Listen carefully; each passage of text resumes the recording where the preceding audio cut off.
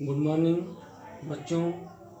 आज मैं कक्षा 10 के छात्र छात्राओं को हिंदी गद्य का विकास में हम काल विभाजन आप लोगों को पढ़ा रहे हैं। उसमें पहला भारतेंदु युग के बारे में हम आप लोगों को बता दिए। आज हम दूसरा है द्विवेदी युग। द्विवेदी युग के बारे में हम बताने जा रहे हैं। द्विवेदी युग कैसे पड़ा या द्विवेदी युग किसके किसके नाम पे पड़ा, तो यह द्विवेदी युग जो है हजारी प्रसाद द्विवेदी, ये जो है द्विवेदी युग जो है हजारी नहीं, महावीर प्रसाद द्विवेदी कह रहे हैं कि यह द्विवेदी युग जो है महावीर प्रसाद द्विवेदी के नाम पर यह द्विवेदी युग पड़ा। ठीक है, जैसे लेखक हैं जिनके नाम में जैसे हजारी प्रसाद द्विवेदी हैं, महावीर प्रसाद द्विवेदी हैं, तो हजारी प्रसाद द्विवेदी के नाम पर नहीं, महावीर प्रसाद द्विवेदी के नाम पर यह द्विवेदी युग पड़ा है। ठीक है, अब देखिए भारतेंदु युग के बाद 20वीं शताब्दी, देखा ना, 20वीं शताब्दी में महावीर प्रसाद द्विवेदी, देख रहे हैं ये महावीर प्रसाद द्विवेदी, इन्हीं महावीर प्रसाद द्विवेदी के नाम पर यह द्विवेदी युग का निर्माण हुआ। ठीक ना, तो महावीर प्रसाद द्विवेदी ने गद्य के प्रचार प्रसार के लिए, यानी यही गद्य साहित्य के प्रचार प्रसार के लिए सर्वाधिक कार्य किया, यानी बहुत अथक उन्होंने प्रयास किया, मेहनत किया। ठीक है, और मेहनत करने के बाद ये जो है इंडियन जो प्रेस है, प्रेस आप लोग जानते ही हैं, जहाँ किताबें, ठीक, या कोई भी किताबें हों जहाँ उसकी छपाई होती है, उसे हम क्या कहते हैं, प्रेस। तो यह जो है प्रेस का नाम था इंडियन प्रेस। आज भी यह इंडियन प्रेस जो है प्रयाग, ठीक, प्रयाग ये जो नाम है, प्रयाग को हम इलाहाबाद भी कहते हैं। ठीक, तो अब जो है मान लीजिए ये प्रयाग नाम, पुराना इसका नाम प्रयाग ही था, बाद में जो है इलाहाबाद रखा गया, पुनः फिर जो है इस सरकार ने जो है फिर इलाहाबाद का नाम हटाकर प्रयाग कर दिया है। ठीक है, तो इसी प्रयाग में यह इंडियन प्रेस है, समझा है ना, इसी प्रयाग में यह इंडियन प्रेस है। प्रयाग का और इसके बारे में बता दे रहे हैं। प्रयाग का मतलब होता है कि जहाँ 3 नदियों का संगम है, गंगा, यमुना और सरस्वती, वहाँ तीनों नदियाँ आकर आपस में मिलती हैं। तो गंगा और यमुना जो नदी है उसकी धारा जो है दिखाई देती है, लेकिन सरस्वती की धारा अदृश्य है, वह दिखाई नहीं देती है, इसलिए उसका नाम जो है प्रयाग रखा गया।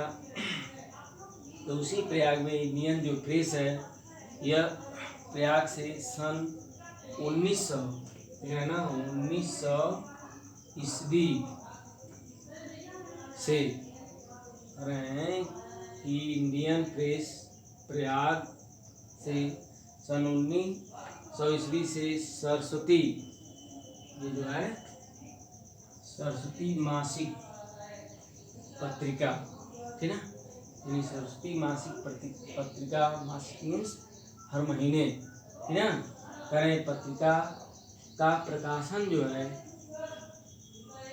हिंदी साहित्य के इतिहास में महत्वपूर्ण घटना है। यह जो है सन 1900 ईस्वी से ही यह मासिक, जो सरस्वती मासिक जो पत्रिका है, वह प्रति महीने जो है यह इस प्रेस से निकाला जाता था, ठीक है।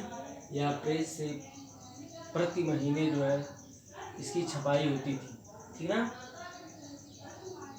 इसके बाद और ये सरस्वती ने हिंदी भाषा के स्तर को, इसी सरस्वती पत्रिका ने हिंदी भाषा के स्तर को प्रतिष्ठित किया, यानी इस हिंदी साहित्य की प्रतिष्ठा या मर्यादा को इसी सरस्वती पत्रिका ने बढ़ाया, ठीक है। और इस सरस्वती पत्रिका को यानी लिखने वाले जो लेखक हैं उनका नाम है महावीर प्रसाद द्विवेदी। जो हिंदी गद्य का जो सम्मान, जो प्रतिष्ठा, जो मर्यादा बढ़ी इसी सरस्वती पत्रिका यानी मासिक पत्रिका से इसकी प्रतिष्ठा बढ़ी, समझा ना। तथा अन्य प्रकार की भाषा शैलियों का जन्म तथा गद्य के विविध रूपों का विकास हुआ। जैसे इसमें हम जो लिख दे रहे हैं इसे तो आप लिख के मैंने पढ़ सकते हैं या किताब में देख सकते हैं, लेकिन इसको हम एक विस्तार पूर्वक से आपको बता रहे हैं कि ताकि आप वीडियो को देखेंगे तो आपको सारी चीज़ जो है समझ में आ जाएगी, ठीक है। तो आप लोग बस इतना ही जानिएगा कि हिंदी गद्य का जो विकास, जो प्रतिष्ठा, जो मर्यादा जो बढ़ी, ये महावीर प्रसाद द्विवेदी जी ने यही सरस्वती मासिक पत्रिका जो है, ये एक नंबर में पूछा करता है कि सरस्वती मासिक पत्रिका का प्रकाशन कहाँ से हुआ, तो आपको लिखना पड़ेगा कि इंडियन प्रेस प्रयाग से हुआ। इसी में यह जो प्रश्न है और इसी में इसका उत्तर भी है, समझा ना। या यह भी पूछ सकता है कि सरस्वती मासिक पत्रिका किस लेखक की रचना है, ठीक। तो आप लिख सकते हैं महावीर प्रसाद द्विवेदी, समझा ना। तो यह सरस्वती पत्रिका का प्रकाशन जो है 1900 ईस्वी में यही इंडियन प्रेस प्रयाग से हुआ, ठीक है, समझा गया ना। तो इसके बाद इसी पत्रिका, इसी सरस्वती मासिक पत्रिका ने हिंदी का सम्मान और साहित्य या गद्य का सम्मान बढ़ाया। जैसे यहाँ तथा अन्य प्रकार की भाषा शैलियों का जन्म तथा गद्य के विविध रूपों का विकास हुआ। सबसे पहले ये महावीर प्रसाद द्विवेदी ने इस गद्य हिंदी साहित्य का उन्होंने विकास किया और इसके बाद इस द्विवेदी युग में भी तमाम लेखक भी आए हैं और उनका भी सहयोग इस द्विवेदी युग को बढ़ाने में किया है। तो देखिए इसमें है प्रेमचंद जी हैं, मेरा ना प्रेमचंद, जयशंकर प्रसाद, बाल मुकुंद गुप्त, पदम सिंह शर्मा, ठीक है, श्याम सुंदर दास और रामचंद्र शुक्ल।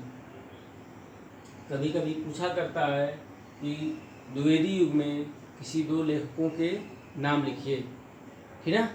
तो पहला द्विवेदी युग यदि पूछ रहा है कि द्विवेदी युग में किसी दो लेखकों के नाम लिखिए, तो द्विवेदी युग किसके नाम पे पड़ा, उसके कौन लेखक हैं, तो पहला तो आप उन्हीं को लिख सकते हैं, महावीर प्रसाद द्विवेदी, ठीक। महावीर प्रसाद द्विवेदी, जैसे हजारी प्रसाद द्विवेदी भी लिखा जाता है, लेकिन हजारी प्रसाद द्विवेदी नहीं, आप लिखेंगे महावीर प्रसाद द्विवेदी, क्योंकि दोनों लोगों के नाम में द्विवेदी ये शब्द जो है जुड़ा हुआ है। लेकिन हजारी प्रसाद द्विवेदी नहीं, महावीर प्रसाद द्विवेदी आप लोग लिखेंगे तब तो सही होगा, समझा ना। तो इन्होंने यह हिंदी गद्य साहित्य का विकास यानी सन 1900 ईस्वी में सरस्वती पत्रिका सरस्वती मासिक पत्रिका से किया। और इसके बाद ये जो उनके साथ ये जो लेखक जो हैं, जैसे प्रेमचंद जी हैं, ध्यान से देखिएगा, प्रेमचंद का नाम लिख सकते हैं। द्विवेदी युग में यदि पूछता है तो जयशंकर प्रसाद का लिख सकते हैं, बाल मुकुंद गुप्त का लिख सकते हैं, ये पदम सिंह शर्मा का नाम आप लिख सकते हैं, ठीक है। इसके बाद श्याम सुंदर दास का नाम लिख सकते हैं या रामचंद्र शुक्ल का भी नाम लिख सकते हैं। इतने लेखक महावीर प्रसाद के अलावा, यानी महावीर प्रसाद इस युग के क्या हैं, एक बने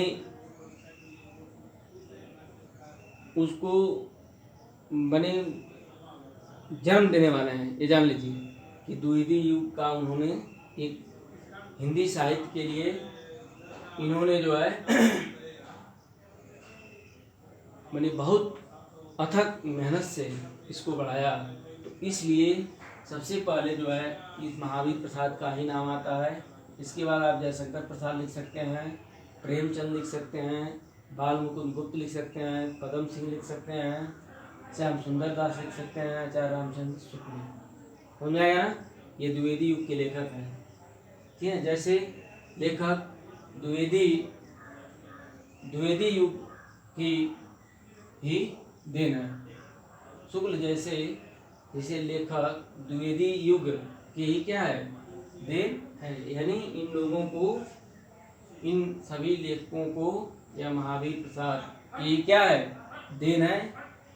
इसके बाद इस दृष्टि देखिए, नीचे देखिए, इस दृष्टि से द्विवेदी जी के अतिरिक्त, यानी यह द्विवेदी जी के अतिरिक्त भी ये सभी ये लेखक जिनका नाम इसमें दिया गया है, पूर्ण सिंह है, ठीक, यशोदानंदन अखौरी हैं, फिर चतुर्भुज जो है और दिच्य, ठीक ना, यानी इनके अतिरिक्त भी यह पूर्ण सिंह, ठीक, यशोदानंदन हो गए खौरी, इनका पूरा नाम है यशोदानंदन अखौरी, और यह है चतुर्भुज और दिच्य का कार्य अधिक महत्वपूर्ण है।